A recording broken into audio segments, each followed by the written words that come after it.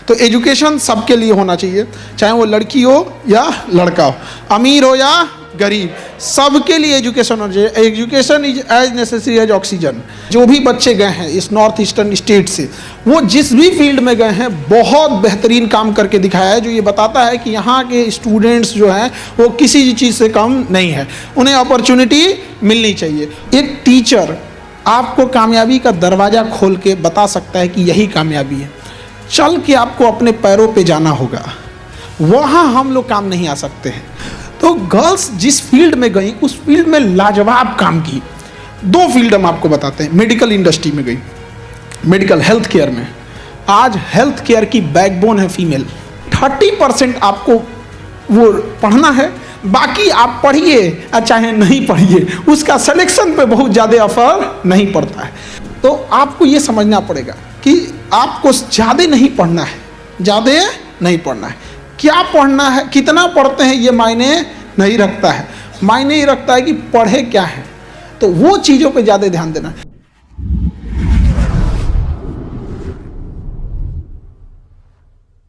कैसे आप लोग?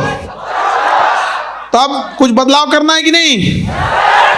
हाँ, बहुत बढ़िया लगा यहाँ आने के बाद। और रियली जो किसी भी सोसाइटी को, किसी भी जगह को अगर कोई चेंज करता है तो वो यंग जनरेशन ही चेंज करती है, और आप सबके हाथ में है यंग जनरेशन। और नॉर्थ ईस्ट की एक चीज़ बहुत अच्छी लगती है ना, कि वो लोग के अंदर वो जो एक होता है ना जेंडर का जो डिस्क्रिमिनेशन, वो बाकियों की तुलना में बड़ा कम है। इधर यहाँ हम देखते हैं सब कंधे से कंधा मिला के काम कर रहे होते हैं। तो ये चीज़ बड़ा अच्छा है, बाकी स्टेट को भी सीखना चाहिए। और कई जगह ऐसे हैं तो जहाँ पे अभी भी जेंडर डिस्क्रिमिनेशन बहुत ज़्यादा लेवल पे है, उतना नहीं होना चाहिए। तो एजुकेशन सबके लिए होना चाहिए, चाहे वो लड़की हो या लड़का हो, अमीर हो या गरीब, सबके लिए एजुकेशन होना चाहिए। Education is as necessary as oxygen. किसी को पूछ के तो नहीं है ना कि ऑक्सीजन किसके लिए किसके लिए नहीं है। तो थोड़ा हमको भी इधर आने में टाइम लग गया, बट यहाँ देखने के बाद एक चीज़ तो हमने डिसाइड किया। अभी अपनी टीम से बोल रहे थे कि भाई मेरा रेगुलर ट्रिप रखना गुवाहाटी के लिए, हम यहाँ हमेशा आएंगे। मतलब वो क्या है ना कि कोई बीमार पड़ता है तो उसको दवा देने की जरूरत है, डिटॉक्स होने की जरूरत पड़ती है। कई बार डॉक्टर कहते हैं नेचुरल इन्वायरमेंट में जाइए। हमारे लिए सबसे अच्छा हम अपने गुवाहाटी सेंटर आ जाया करेंगे, यहीं पे एकदम नेचुरल एकदम चीज़ें रहेंगी यहाँ। और उसी बहाने आप लोगों से मुलाकात भी होती रहेगी और पढ़ाई भी चलती रहेगी, है कि नहीं? यहाँ पे पीछे नहीं रहना है किसी भी सेक्टर में। हाँ, एज हम तो एक होल इंडियन के नाते हम ये हमेशा कहते हैं कि हम लोगों ने अपने नॉर्थ ईस्टर्न स्टेट के साथ कहीं ना कहीं एक सौतेला सा व्यवहार कर दिया था। तो अब हमें एजुकेशन के दम पर उस चीज़ को आगे लेके जाना है।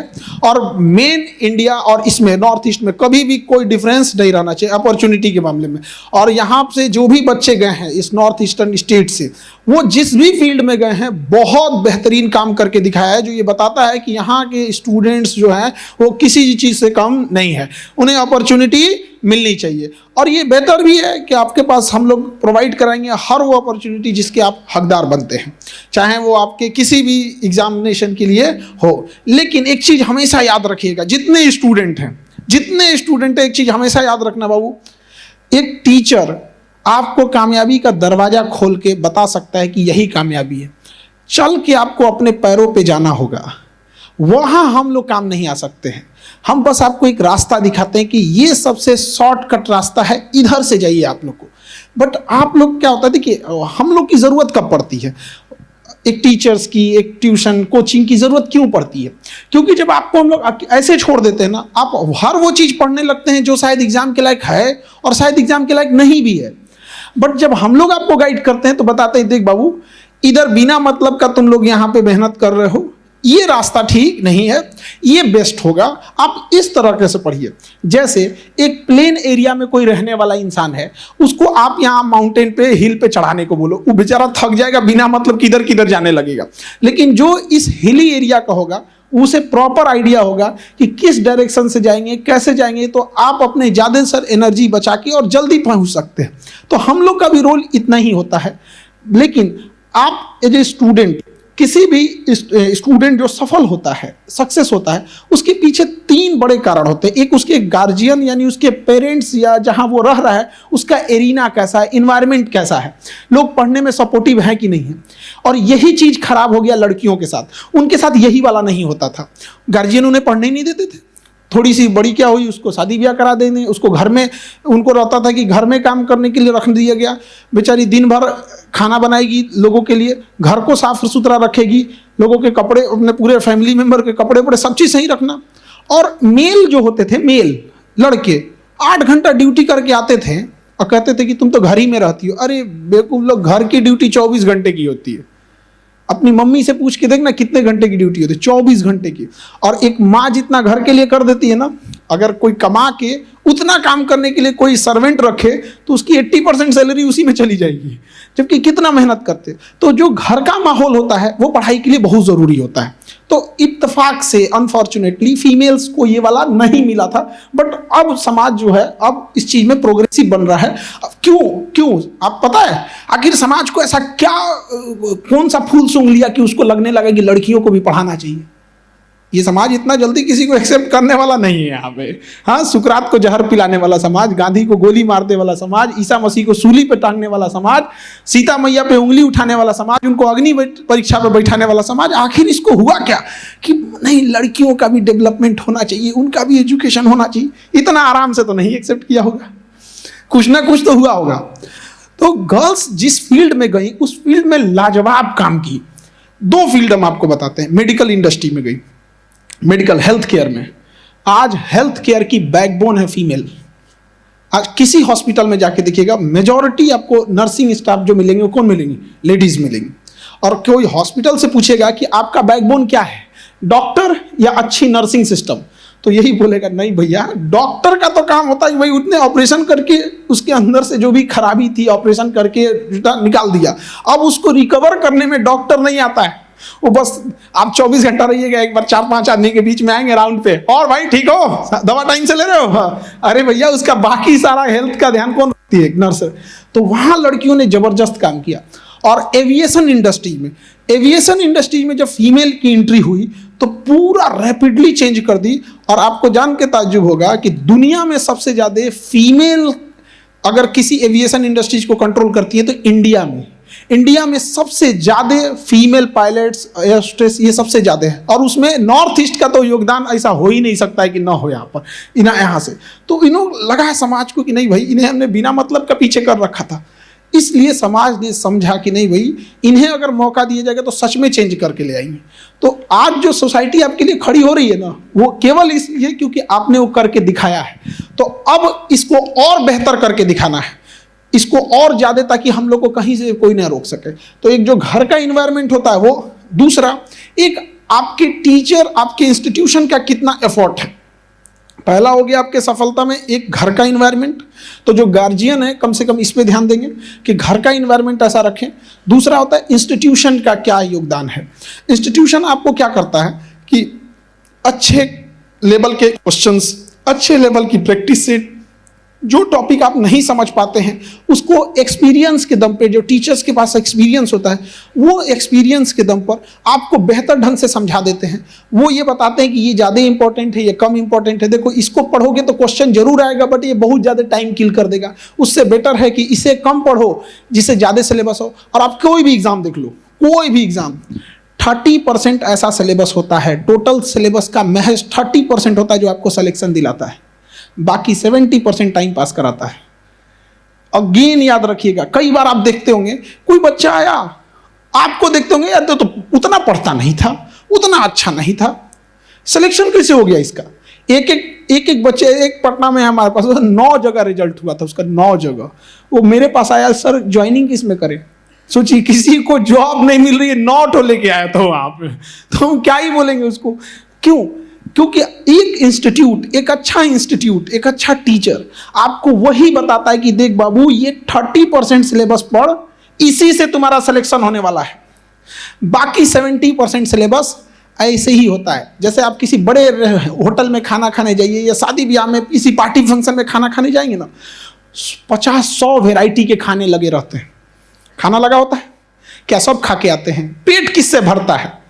गिनती से 5-6 ऐसे वेराइटीज के आइटम्स होते हैं जिससे हमारा क्या भरता है? पेट भरता है। बाकी 100 पीस के लिए रहता है। वही एग्जैक्ट पढ़ाई में होती है कि 30% आपको वो पढ़ना है, बाकी आप पढ़िए चाहे नहीं पढ़िए, उसका सिलेक्शन पे बहुत ज्यादा असर नहीं पड़ता है। यही चीज बताती है एक अच्छा इंस्टीट्यूशन, एक अच्छा टीचर। यहां हम जो फील कर रहे थे कि हमें गुवाहाटी क्यों आना पड़ा, कुछ था, कुछ तो रीजन होगा, वरना तो हम लोग ऑनलाइन ऐसे ही आ जाते थे।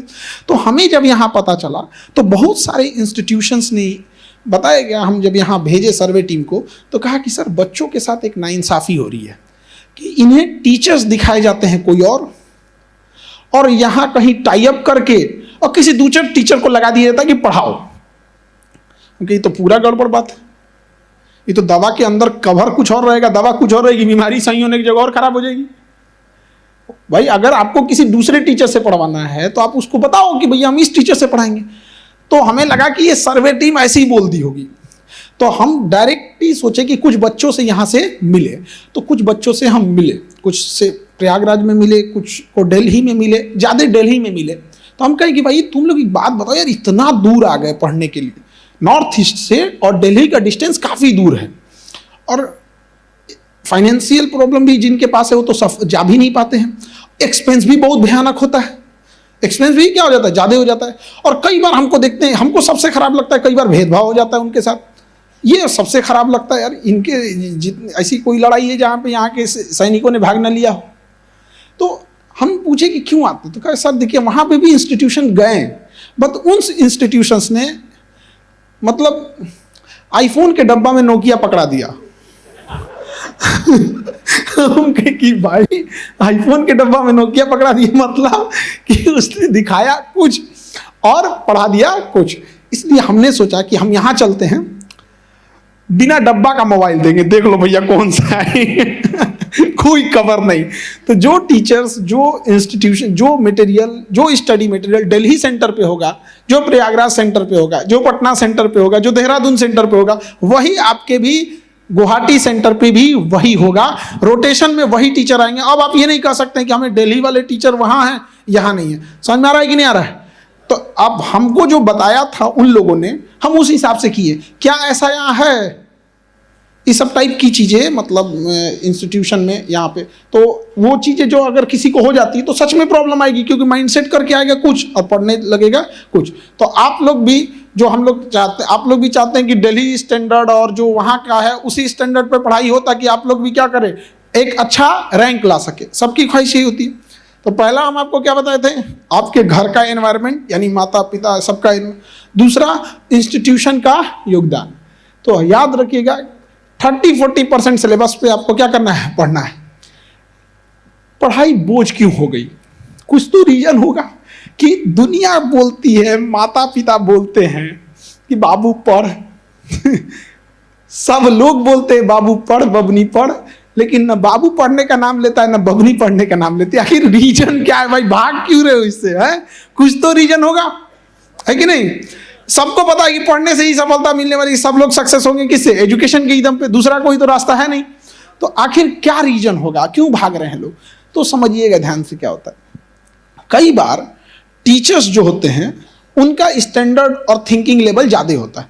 जैसे आप सब 10th पास करके आए, लगभग सब 10th पास करके होंगे, लेकिन अगर आपसे कहा जाएगा क्लास 5 के बच्चे का क्या प्रॉब्लम है, आप नहीं समझ पाएंगे। वो आप कहेंगे ये गधा कहेंगे, इसको इतने में भी नहीं समझ में आ रहा, इसको टेबल्स नहीं याद हो रहे हैं, इसे एलिफेंट की स्पेलिंग नहीं पता हो रही है, पूरा बफेलो है।